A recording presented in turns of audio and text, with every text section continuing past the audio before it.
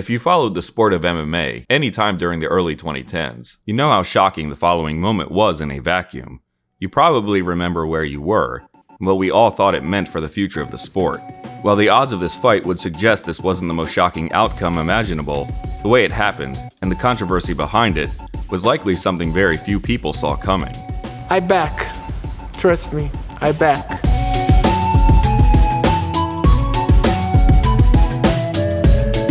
A little over half a decade before UFC 162 happened, something similar was happening in the sports world. The most dominant team in NFL history, the perfect record 2007 New England Patriots, were about to lose a Super Bowl in the 0 hour to the lowly New York Giants, who hadn't even won their division, and had already lost to the Patriots in the regular season.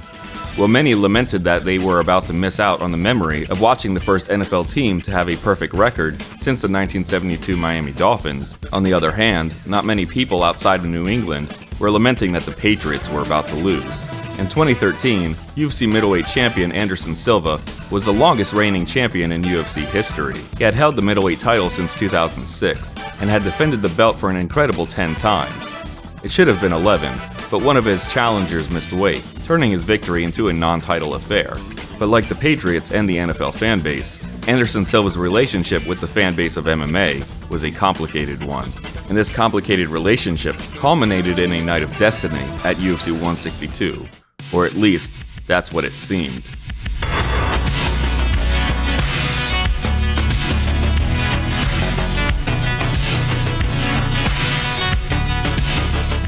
By all accounts, the New England Patriots having a 20-year stranglehold on the NFL was an absolutely unspeakable level of an accomplishment.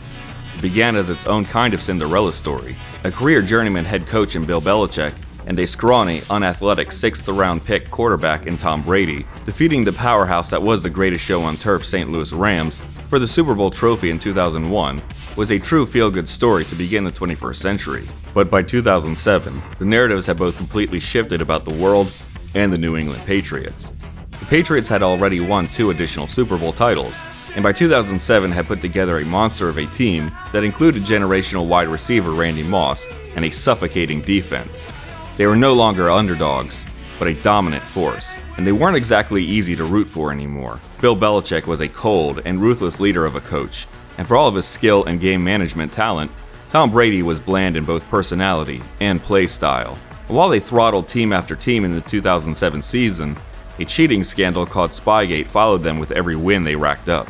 In 2007, Anderson Silva was already the middleweight champion, and by 2013, the Spider had gone through his own ups and downs in popularity as he continued to rack up wins and title defenses. Silva himself was a bit of a journeyman fighter before joining the UFC at age 30 in 2006. He had even considered retirement before entering the struggling promotion.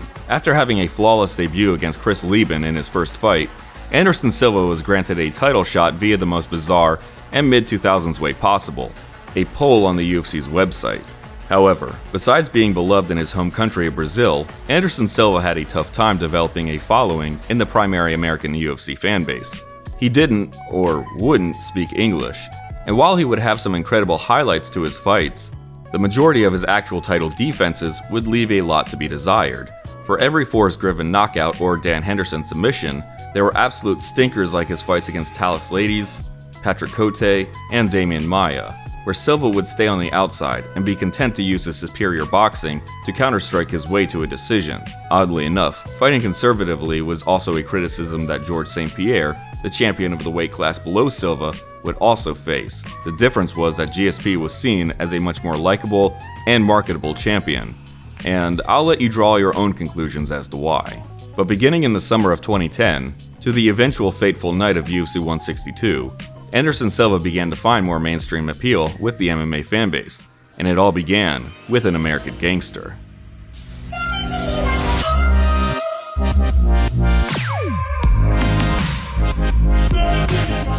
If Conor McGregor utilized hyperbolic fight promotion that included trash talk, self-confidence, and bravado to become the biggest star in the sport's history, then Chael Sonnen created the template. Like many of our heroes in this story, Chael Sonnen entered the UFC as a journeyman fighter, with a suffocating and not exactly fan-friendly style of wrestling his opponents to decision wins, or, well, submission losses. After getting his first big break at the age of 32 as the co-main of UFC 109 against perennial #1 contender at the time Nate Marquardt in February 2010, Chael Sonnen delivered above and beyond. Nate Marquardt was over a 5-1 favorite to defeat Sonnen and was on a 3-fight finishing streak. But Sonnen shocked the oddsmakers and the fans by throttling Marquardt to a dominant decision victory.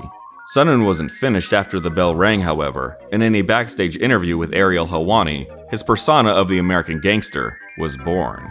The guys in the back know who the tough guy is. If we walk in the back dressing room and Anderson says put on hip-hop and Chael walks in and says put on country, I guarantee it's going to be a hoedown. While a persona that would lead to one of the most monetarily successful careers in MMA was being born, in Long Island, New York, an All-American was being forged. Chris Weidman was once seen as one of the greatest middleweight prospects ever, an NCAA Division I wrestler with a strong jiu-jitsu game and surprisingly effective striking. Weidman was trained by the Longo Serra Fight Team, a stable that would go on to produce many champions and mainstay MMA talent. But while the All-American would be a bigger part of the story going forward, the American Gangster had to help get us there. By the time Chael Sonnen and Anderson Silva finally fought in August of 2010, it was the most anticipated fight of the year due to Sonnen's antics. And while many still anticipated Silva to absolutely bludgeon Sonnen when the cage doors closed, as Silva was a 5-1 favorite just like Marquardt was, Sonnen proved the oddsmakers wrong again, absolutely dominating Silva for nearly the entire 5 rounds. But then seemingly out of nowhere, Anderson Silva pulled a rabbit out of his hat and submitted Chael Sonnen via arm triangle. Silva had stunned the Gangster, and his career was elevated to a level of popularity to rival Georges St-Pierre and even Brock Lesnar. Oddly enough, if Silva hadn't pulled off the Hail Mary submission and lost the decision, it ultimately wouldn't have meant anything. Chael Sonnen failed a drug test for elevated testosterone not long after the fight, and was suspended from competition for over a year. His victory over Silva would be turned into a no contest, and Silva would have been given the championship back. A life-changing night for both men would have been forever sullied and likely seen as an unfortunate black mark on the sport rather than a historical evening. But the blueprint to beat Anderson Silva was seemingly now out there, and an All-American wrestler fighting out of New York felt he was destined to construct what the blueprint had laid out. I didn't get into MMA for any other reason to win as many fights as I can and get that belt and hold on to that belt for a long time.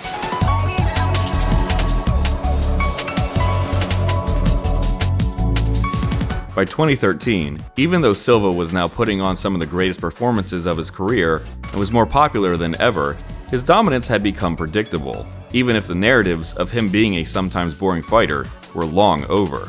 There comes a moment when dominance in any sport becomes boring, and little annoyances become outright hatred. The New England Patriots may have been fairly unlikable in general, but their situation was nothing unique in the sports world. The Dallas Cowboys are hated for their continued fan loyalty and popularity from their days of dominance, even though they haven't won anything of significance in nearly 30 years. The Kansas City Chiefs became hated after winning a few Super Bowls for silly reasons like one of their star players, Travis Kelce, being in a relationship with Taylor Swift, or their immensely talented quarterback in Patrick Mahomes having a silly voice or the antics of his brother. Even if the Patriots weren't controversial or unlikable to begin with, their dominance would eventually become an annoyance regardless. When Anderson Silva vs. Chris Weidman was finalized for July of 2013, a similar exhaustion was happening amongst the fan base with their champions. John Jones, Georges St-Pierre, Jose Aldo, and Anderson Silva were dominant champions of their divisions. 3-time defending lightweight champion Benson Henderson was having a tough time finding the love of the fan base with his controversial victories. Heavyweight champion Cain Velasquez was now in his second title reign, bantamweight champion Dominic Cruz was injured, and the newly implemented flyweight division and its champion Demetrius Johnson were having difficulty finding fan support due to bias against the size of its fighters. Fans wanted something to shake up the sport, to challenge narratives, and to feel that same initial thrill that got them into the sport. The merger of Strikeforce and its talent was intriguing, but had hit some initial bumps in the road. Strikeforce heavyweight Grand Prix winner Daniel Cormier's UFC debut against aging veteran Frank Mir was underwhelming, and Strikeforce middleweight champion Luke Rockhold's UFC debut had been spoiled by an absolutely juiced to the gills Vitor Belfort. Chris Weidman was almost seen as a bastion of hope. The 29-year-old had only 9 professional MMA bouts, and only 5 in the UFC. Not only that, Weidman hadn't fought in over a year due to injury. His title fight against Silva was granted largely out of lack of other options. And just like before, Anderson Silva was even considering retirement prior to the fight. and the majority of the UFC 162 card was honestly not that great. Aside from a true breakout performance from Cub Swanson to start the main card, no fight or fighter had really done anything too particularly memorable. Thankfully, the co-main event had the answer to fans' growing restlessness.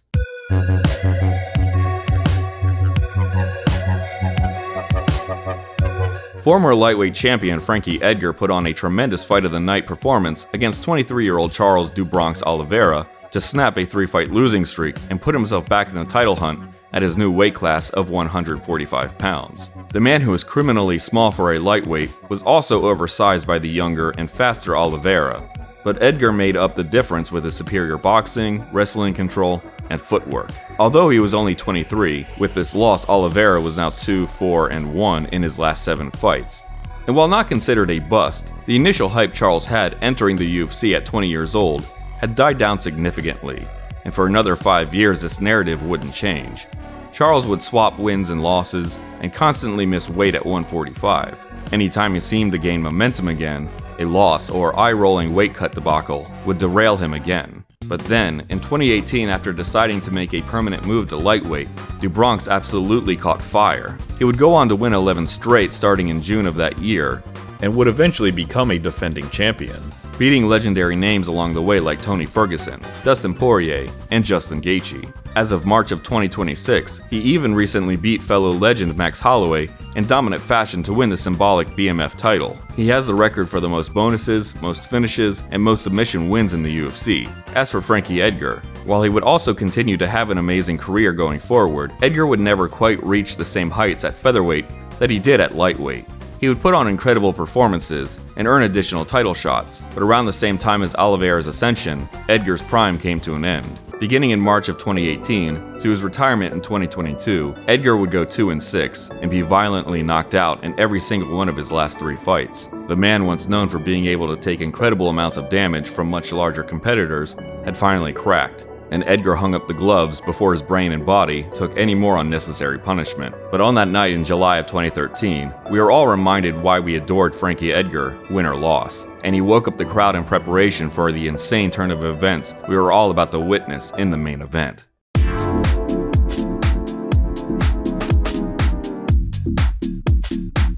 The New England Patriots were stunned, besides themselves, devastated. The lowly David and the New York Giants had just toppled over their Goliath of a team in a fourth quarter stunner.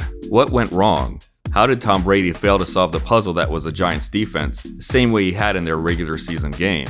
How did Peyton Manning's little brother do what Peyton himself struggled to do against this team? How did he make that catch? There are few knockouts as iconic, ironic, and controversial as Chris Weidman's knockout of Anderson Silva. I myself have watched it so many times, and my own opinion on why and how it happened has likely changed just as many. A lot of people, myself included, had assumed Weidman was dominating the fight beforehand, to the point that Silva started to resort to clown tactics the way he had against Damian Maia in order to throw Chris off his game.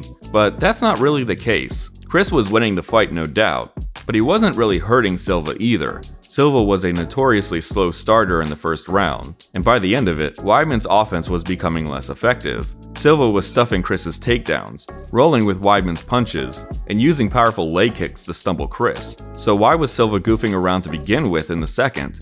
Why didn't he continue to build the momentum he was clearly starting to have? We will never truly know. At this point, Silva himself likely doesn't know.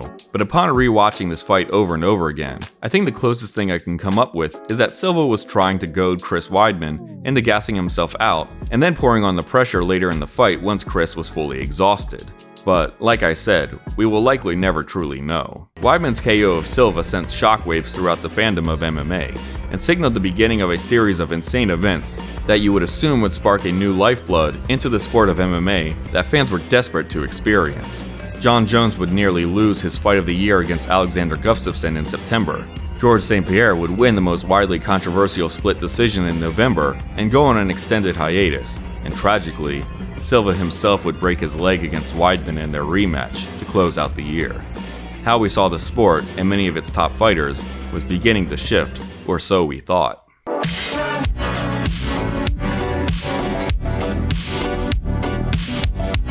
The saying goes, the more things change, the more they stay the same. By the end of the following year in 2014, the UFC had once again reached a sort of stagnation period. Many of the exciting narratives spawned from UFC 162 and the second half of 2013 had petered out. Chris Weidman only fought once due to constantly being injured, and Anderson Silva didn't compete at all as he was recovering from his leg injury. Frankie Edgar continued to win at featherweight, but an outspoken Irishman was taking all of his thunder at the weight class. Charles Oliveira was managing to gain some momentum, but still managed to miss weight in one of his fights. Oddly enough, 2014 would mark the second phase of the New England Patriots dynasty, winning that year's Super Bowl and 2 more additional Super Bowls after that. Another saying goes that Father Time is undefeated. Anderson Silva's reign at the top of middleweight was going to end sooner rather than later. Silva was 38 years old when he lost to Chris Weidman. With surging contenders like the aforementioned Luke Rockhold, as well as Yoel Romero, Gegard Mousasi, and Jacare Souza, it was only a matter of time. And time waits for no one. Chris Weidman was supposed to be the great American superstar champion that Chael Sonnen almost became. But to this day, Chael Sonnen is way more popular and known within the MMA community than Chris Weidman. After losing the title himself in 2015, Weidman would lose 8 of his last 11 fights, and would even disastrously break his leg in nearly the same exact way Silva did when Weidman fought the man who was originally seen as the next Anderson Silva, in Uriah Hall, a man Weidman had previously beaten before he was in the UFC. He would then lose fan support when in his final victory in his professional career, he eye-poked his opponent into near blindness and celebrated like he had just scored the knockout of his life, a criticism Weidman had faced previously for celebrating when Silva broke his leg. Not many fans were sympathetic to the All-American when he lost his final fight to a journeyman fighter Eric Anders on the prelims of UFC 310. So if Chris Weidman had a fairly disastrous post-championship career, Anderson Silva must have had an equally dark downfall as well. For a minute that seemed to be the case, as Silva would lose 5 of his 7 fights after returning from injury, have a win over Nick Diaz turned into a no contest after failing a drug test. His sole victory came from a controversial decision win over Derek Brunson on one of the worst pay-per-view cards of 2017, and then he lost his final fight in the UFC by a devastating and depressing knockout to Uriah Hall in an empty Apex arena during the COVID lockdown. But if there is one person to stare Father Time in the face and dare him to strike first so that he can answer with an even more powerful counter, it's Anderson Silva.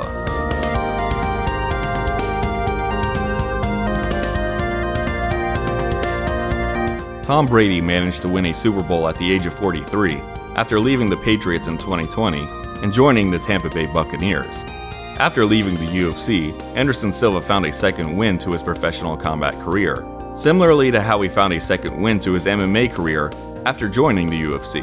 He won 2 boxing matches at the age of 46 against Julio Cesar Chavez Jr. and Tito Ortiz of all people. He then used that momentum to make a generational payday against Jake Paul, and even though he lost, he gained an entirely new audience eager to learn about the legend of the Spider. In late 2025, he knocked out former UFC welterweight champion Tyron Woodley in another boxing fight, a man who didn't even become champion in the UFC until 3 years after Silva had lost his title. Anderson Silva was 50 years old. There aren't many happy endings in combat sports.